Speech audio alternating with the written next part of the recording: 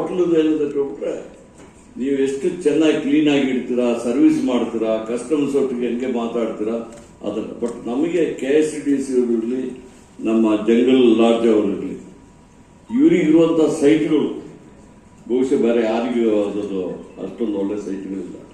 ಅದಕ್ಕೋಸ್ಕರವಾಗಿ ಇದು. ಮತ್ತು ಈಗ ತಾಜು ನಾವು ಚಿಕ್ಕಮಗಳೂರಿನಲ್ಲಿ ಕರ್ನಾಟಕ ಗವರ್ಮೆಂಟ್ ತಾಜ್ ಇಬ್ಬರು ಸೇರಿ ನಮ್ಮ ಜಾಯಿಂಟ್ ವೆಂಚರಲ್ಲಿ ನಾವು ಚಿಕ್ಕಮಗಳೂರು ತಾಜ್ ಹೋಟೆಲ್ನ ಮಾಡಿದ್ವಿ. ಇದು ಬಹುಶಃ ಆ ಟೈಮಲ್ಲಿ ತುಂಬ ಮಾಡಬೇಕಿತ್ತು, ಅದಾಗಲಿಲ್ಲ. ಆ ಥರ ಬೇರೆ ಬೇರೆ ಖಾಸಗಿಯವರು ಯಾರಿದ್ದಾರೆ ಅವರೊಟ್ಟಿಗೆ ಸೇರಿ ನಾವು ಇವತ್ತು ಮಾಡಬೇಕಂದ್ರೆ ನಾವು ಉದ್ದೇಶ ಇಟ್ಕೊಂಡಿದ್ದೀವಿ. ಬಹುಶಃ ಅದನ್ನೆಲ್ಲ ನಾವು ಬೇರೆ ಬೇರೆ ಸ್ಯಾಂಕ್ಷನ್ಗಳು ಬೇಕಾಗಿದೆ. ಈಗ ನಿಮ್ಗೆ ಗೊತ್ತಿದೆ ರೋಪ್ ವೇ ನಾವು ತೆಗೆದುಬಿಟ್ಟು ವರ್ಷಗಳಾಯ್ತು. ನಾನು ಮೊನ್ನೆ ರಿವ್ಯೂ ಮೀಟಿಂಗ್ ಮಾಡಿದೆ. ಅದರಲ್ಲಿ ಏನಾಗಿದೆ, ಅಲ್ಲಿ ನಮ್ಮ ಫಾರೆಸ್ಟ್ ಅವರೇನೋ ಇದು ಫಾರೆಸ್ಟ್ ಲ್ಯಾಂಡು ಅದು ಅಂತ ಹೇಳ್ತಾರೆ, ಇದು ನೋಡ್ಬೋದು. ಆಯಿತು, ಫಾರೆಸ್ಟ್ ಅವರು ಇದ್ದರು ಸಮೇತ ನಾವು ಅದಕ್ಕೆ ಪರ್ಮಿಷನ್ ತಗೋಬೋದು. ಅದಕ್ಕೀಗ ನಾವು ಈಗಾಗಲೇ ಅವರು ನಮ್ಮ MD ಅವರು ಹೇಳಿದಂಗೆ ಒಂದು ಆಫೀಸರ್ನ ಅದಕ್ಕಾಗಿ ಇದು ಮಾಡಿದ್ವಿ. ನಾವು ಸಮೇತ ಎಲ್ಲ ಪ್ರತಿಯೊಂದು ತಗೊಂಡು ಫಸ್ಟ್ ರೋಪ್ವೇ ನಂದಿ ಬೆಟ್ಟಕ್ಕೆ ಅದನ್ನು ಬೇಗ ಫಿನಿಶ್ ಮಾಡುವಂಥ ಕೆಲಸ ಮಾಡೋದಕ್ಕೆ ನಾವು ಪ್ರಯತ್ನ ಮಾಡ್ತೀವಿ ಅಂತ ಹೇಳಿ, ನನಗೆ ಒಂದೇ ಒಂದು ಮನವಿ, ನಮ್ಮ ಮಾಧ್ಯಮದವರು ನೀವು ಸಹಾಯ ಮಾಡಬೇಕು. ನೀವು ಒಳ್ಳೆ ಕೆಲಸ ಮಾಡೋರಿಗೆ ಪ್ರೋತ್ಸಾಹ ಮಾಡಬೇಕು. ಇವತ್ತು ನೋಡಿ ಬಂದ ಮೇಲೆ ನೀವು ಒಳ್ಳೆ ಒಂದು ಆರ್ಟಿಕಲ್ ಬರೀಬೇಕು. ಯಾವ ರೀತಿಯಲ್ಲಿ ಇದೆ ನಾನು ಇದ್ದದನ್ನ ಇದ್ದಂಗೆ ಹೇಳಿ. ಯಾಕಂದ್ರೆ ಬರೀ ಟೀಕೆಯನ್ನ ಮಾಡಿದಲ್ಲ, ಒಳ್ಳೇದು ಮಾಡೋದು ಸಮೇತ ಹೇಳಬೇಕಾಗ್ತದೆ. ಅದರಿಂದ ಅದಕ್ಕೆ ಸಮೇತ ತಮ್ಮ ಒಂದು ಸಹಕಾರ, ತಮ್ಮ ಬೆಂಬಲ ಬೇಕೆಂಬ ಮಾತನ್ನು ಹೇಳಿ ನಾನು ಹೆಚ್ಚಿಗೆ ಭಾಷಣ ಇವತ್ತು ನಮ್ಮ ಶ್ರೀನಿವಾಸ್ ಅವರು ನನಗೆ ಏನು ಹೇಳೋದು ಅಂತ ಹೇಳಿದ್ರೆ, ಏನೆಲ್ಲ ಭಾಷಣ ಏನು ಹೇಳೋದಿಲ್ಲ, ಬರೀ ಟೇಪ್ ಕಟ್ ಮಾಡೋದು ಅಂತ ಹೇಳ್ಬಿಟ್ಟು ಬಂದಿದ್ರು. ಇಲ್ಲಿ ನೋಡಿದ್ರೆ ಅವರೆಲ್ಲ ಮಾಡಿಬಿಟ್ಟಿದ್ದಾರೆ. ನಾನು ಈ ಭಾಷಣ ಮಾಡೋದ್ರಲ್ಲಿ ಇನ್ನೊಂದು ಮಾಡೋದು ಅಷ್ಟು ನಂಬಿಕೆ. ಕೆಲಸ ಮಾಡೋದ್ರೆ ಈಗ ಕೆಲಸ ಮಾಡಿ ತೋರಿಸೋದಾದ್ರೆ ನೀವೆಲ್ಲ ನಾವು ಒಪ್ಕೊಳ್ತೇವೆ. ಆ ಕೆಲಸ ನನ್ನ ಒಬ್ಬನ ಕೈಯಿಂದ ಮಾಡಲಿಕ್ಕಾಗಲ್ಲ. ನಾನೊಬ್ಬನೇ ಇಲ್ಲ, ಇಡೀ ನಮ್ಮ ಟೀಮು ಲಾಸ್ಟ್ ಆ ಕೆಲ ಹಂತದಲ್ಲಿದ್ದಾನಲ್ಲ, ಅದು ಯಾರೋ ನಮ್ಮ ವಾಶ್ರೂಮ್ನ ಕ್ಲೀನ್ ಮಾಡುವವರು ಸಮೇತ ಅವನಿಲ್ಲ ಅಂದ್ರೆ ಯಾವುದೂ ಆಗೋದಿಲ್ಲ. ಅದೀಗ ಸ್ವೀಪರ್ ಇಲ್ಲ ಅಂದ್ರೆ ಆಗೋದಿಲ್ಲ. ಪ್ರತಿಯೊಬ್ಬರಿಗೂ ನಾವು ಗೌರವ ಕೊಡಬೇಕಾಗ್ತದೆ. ಡಿಗ್ನಿಟಿ ಆಫ್ ಲೇಬರ್, ಯಾರು ಯಾವ ಕೆಲಸ ಮಾಡ್ತಾರೆ ಅಂತ ಬಿಟ್ಟಿರಲ್ಲ, ಯಾವ ರೀತಿಯಲ್ಲಿ ಕೆಲಸ ಆಗ್ತಾ ಇದೆ ಯಾವುದನ್ನ ಮುಖ್ಯ ಎಂಬ ಮಾತನ್ನು ನಂಬಿಕೊಂಡೇ ನಾನು ಬಂದವರು. ಅದಕ್ಕೋಸ್ಕರವಾಗಿ ನಾವೆಲ್ಲ ಸೇರಿ ಕೆಲಸ ಮಾಡೋ ಮಾತನ್ನು ಹೇಳಿ ತಮಗೆ ಮಾಧ್ಯಮದವರಿಗೆ ಮತ್ತು ನಮ್ಮ ಚೇರ್ಮನ್ರಿಗೆ, ಅದೇ ರೀತಿ ಜಂಗಲ್ ಲಾಡ್ಜ್ ಇವರು ಬಂದಿದ್ದಾರೆ, MD ಅವರು ಬಂದಿದ್ದಾರೆ. ಎಲ್ಲದಕ್ಕಿಂತ ಮುಗಿಲಾಗಿ ನಮ್ಮ ಸೆಕ್ರೆಟರಿ ಅವರು ಬರೀ ಟೂರಿಸಂ ಸೆಕ್ರೆಟರಿ ಮಾತ್ರ ಅಲ್ಲ, ಈಗ ಬಿಟ್ಟು ಇನ್ನೊಬ್ಬರು ಬಂದಿದ್ದಾರೆ. ಒಂದು ಕೆಲವೇ ದಿವಸದಲ್ಲಿ ಅವರು ಸಮೇತ ಒಳ್ಳೆಯ ಒಂದು ಹುದ್ದೆಗೆ ಬರ್ತಾರೆ. ನಮ್ಮ ಡಾಕ್ಟರ್ ಸಂತೃಪ್ತಿ ಇದ್ದಾರೆ, ಅವರಲ್ಲಿ ಅದಕ್ಕೆ ಅವರು ಇದ್ದಾರೆ. ಎಲ್ಲ ನಾವು ಟೀಮ್ ವರ್ಕ್ ಮಾಡಿ ಪ್ರತಿಯೊಬ್ಬರ ಜೊತೆ ಸೇರಿ ನಮ್ಮ ಕರ್ನಾಟಕ ರಾಜ್ಯದ ಪ್ರವಾಸೋದ್ಯಮ ಇಲಾಖೆ ಬಹುಶಃ ದೊಡ್ಡ ಇಂಡಸ್ಟ್ರಿಯಲ್, ಈಗ ನಿಮ್ಮ ಇಂಡಸ್ಟ್ರಿಯಲ್ ಇದಕ್ಕಿಂತ ದೊಡ್ಡ ಇಂಡಸ್ಟ್ರಿ ಬಿಟ್ಟರು ಅದನ್ನ ಈಗ ಇದು ಮಾಡಲಿಕ್ಕೆ ಈಗಾಗಲೇ ನಮ್ಮ ಚೀಫ್ ಮಿನಿಸ್ಟರ್ ಶಿವಕುಮಾರ್ ಅವರು ಈಗಾಗಲೇ 2-3 ಮೀಟಿಂಗ್ ಮಾಡಿದ್ದಾರೆ. ಅದೇ ರೀತಿಯಲ್ಲಿ ನಮ್ಮ ಹಳೆ ಚೀಫ್ ಮಿನಿಸ್ಟರ್ ಸಿದ್ದರಾಮಯ್ಯವರು ಸಮೇತ ಸಾಕಷ್ಟು ಆಸಕ್ತಿಯನ್ನು ವಿಚಾರದಲ್ಲಿ ತಗೊಂಡಿದ್ದಾರೆ.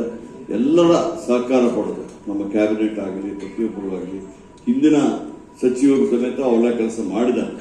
ಅದು ಸಮೇತ ನಾನು ಸಂದರ್ಭದಲ್ಲಿ ನೆನಪು ಮಾಡಿಕೊಂಡು ನಾವು ನೀವೆಲ್ಲ ಸೇರಿ ಮಾಡೋಣ ಮಾತನ್ನು ಹೇಳಿ ಅವಕಾಶ ಮಾಡಿಕೊಟ್ಟದಕ್ಕೆ ಶ್ರೀನಿವಾಸ್ ಅವರಿಗೆ ನಾನು ನನ್ನ ವೈಯಕ್ತಿಕವಾದ ವಂದನೆಗಳನ್ನು ಹೇಳ್ತಾ ಇರ್ತೇನೆ.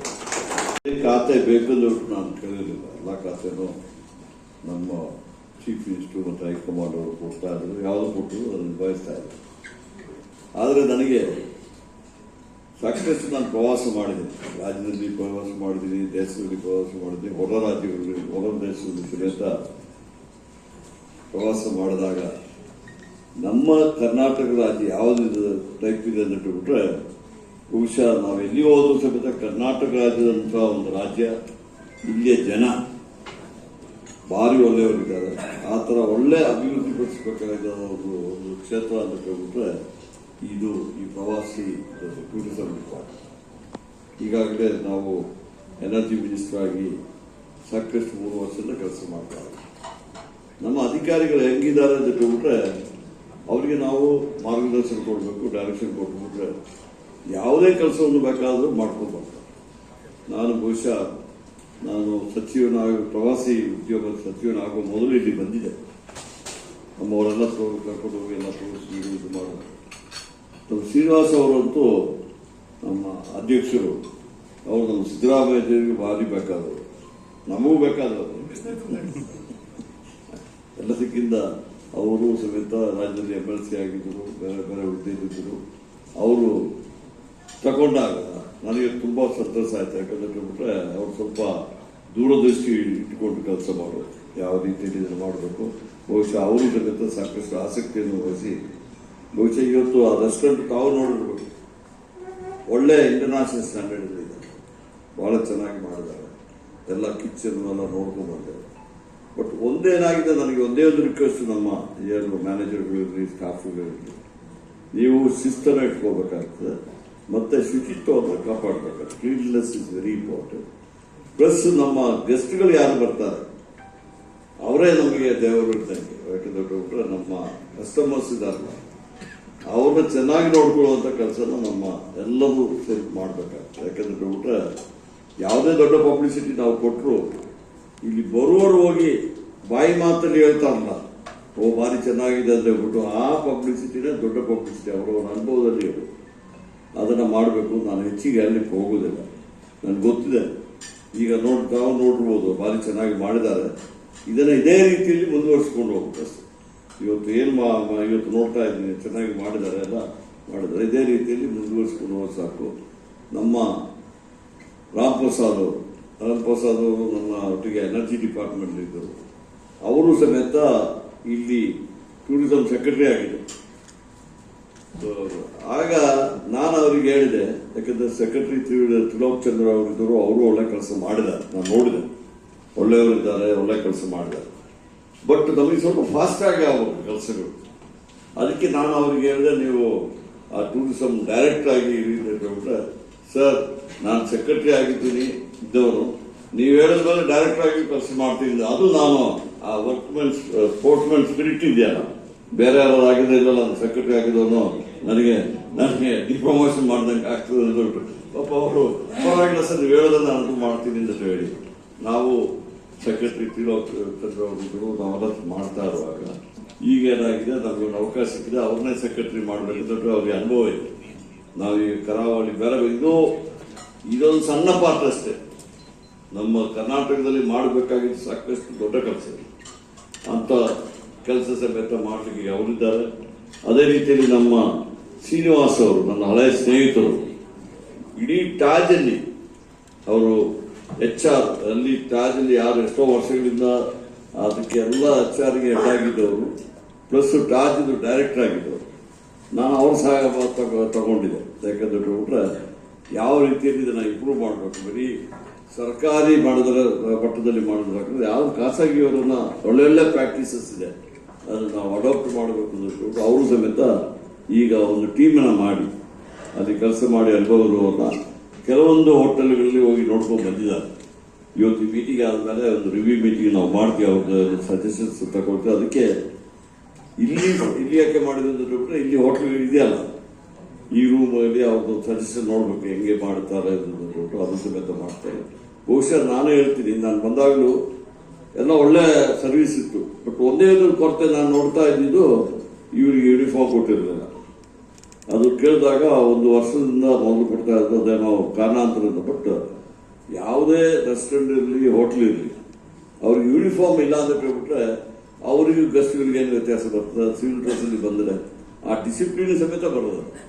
ಈಗ ನೋಡಿ, ಕಿಚನ್ಗೆ ಹೋಗಿದೆ, ಎಷ್ಟು ಚೆನ್ನಾಗಿದ್ದಾರೆ ನಮ್ಮ ಚೆಫ್ಗಳು, ಕುಕ್ಕು ಎಲ್ಲ ಕ್ಯಾಪ್ ಎಲ್ಲ ಹಾಕೊಂಡು ಎಲ್ಲ ತಾಜ್ ಹೋಟ್ಲಲ್ಲಿ ಇದ್ದಂಗೆ ಆಗ್ತಾ ಇರ್ತದೆ. ಶ್ರೀನಿವಾಸ್ ಅವರ ನಾನು ನೋಡ್ತಾ ಇದ್ದೀನಿ ಆ ಥರ ತಾಜು, ಓಬ್ರಾಯ್, ITC ಪ್ರಕೃತಿ. ಈಗ ಮಳೆ ಸ್ವಲ್ಪ ಕಡಿಮೆ ಆಗಿದೆ, ಅದು ಮಳೆಗಾಲ ಮುಗಿಲಿಲ್ಲ. ನಾವು ಇನ್ನೂ ಆಸೆ ಇಟ್ಕೊಂಡಿದ್ದೀವಿ, ಇನ್ನು 1 ತಿಂಗಳು 2 ತಿಂಗಳಲ್ಲಿ ಮಳೆ ಬರಬಹುದು. ಮಳೆ ಇಲ್ಲದಿದ್ರೆ ಅದಕ್ಕೆ ನಾವು ವಿದ್ಯುತ್ತಿದ್ದಲ್ಲಿ ನಾವು 3 ವರ್ಷದ ನಾನು ಇಲ್ಲಿದ್ದೇನೆ. ಒಂದು ದಿವಸ 1 ತಿಂಗಳು ಮಾತ್ರ ರೈತರಿಗೆ ಬಾಕಿ ರೈತರಿಗೆ 7 hours 5 hours ಮಾಡಬೇಕು. ಆ 1 ತಿಂಗಳು ಬಿಟ್ಬಿಟ್ಟು ಈಗಲೂ ಸತತವಾಗಿ ಕೊಡ್ತಾ ಇದ್ವಿ, ಕರೆಂಟ್ ಕೊಡ್ತಾ ಇದ್ವಿ. ಕರೆಂಟ್ ಡಿಮಾಂಡ್ ಜಾಸ್ತಿ ಆಗ್ತಾ ಇದೆ. ಅದಕ್ಕೆ ಬೇರೆ ಬೇರೆ ರಾಜ್ಯಗಳಿಂದ ತಗೊಳ್ತಾ ಇದ್ವಿ, ಸೆಂಟ್ರಲ್ ಬಿಲ್ಲಿಂದ ತಗೊಳ್ತಾ ಇದ್ವಿ, ಮತ್ತೆ ಇದರಿಂದ ತಗೊಂಡು ನಾವು ಮ್ಯಾನೇಜ್ ಮಾಡ್ತಾ ಇದ್ವಿ.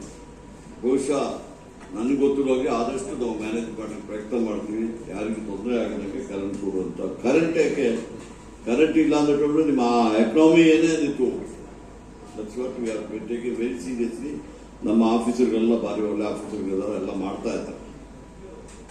ಸರ್ ಇಲ್ಲಿ ಪಾರ್ಕಿಂಗ್ ಪ್ರಾಬ್ಲಮ್ ಇದೆ ಸರ್. ಸಂಡೇ ಮತ್ತೆ ಶನಿವಾರ ಭಾನುವಾರ ಸುಮಾರು ಜನ ವಾಪಸ್ ಹೋಗ್ತಾರೆ ಸರ್. ನೋಡಿ, ಅದಕ್ಕೋಸ್ಕರವಾಗಿ ರೋಪ್ವೇ ಮಾಡ್ತಾ ಇರೋದು. ಈಗ ಎಲ್ಲರೂ ವೆಹಿಕಲ್ ಇಲ್ಲಿಗೆ ಅದಕ್ಕೆ ಏನಾದ್ರು ಸಿಸ್ಟಮ್ ಮಾಡಬೇಕಾಗ್ತದೆ. ಯಾಕಂದ್ರೆ ಎಲ್ಲ ವೆಹಿಕಲ್ಸು ಇಲ್ಲಿ ಮೇಲೆ ಬರಬಾರ್ದು.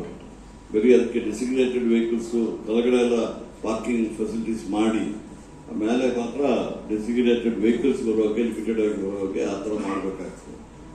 ಅದಾದ್ಮೇಲೆ ನಾವು ಆದಷ್ಟು ಬೇಗನೆ ಈ ರೋಪ್ವೇ ಮಾಡಿದ್ರೆ ಆ ಪ್ರಾಬ್ಲಮ್ ಇದಾಗುತ್ತೆ. ಆಯ್ತಾ?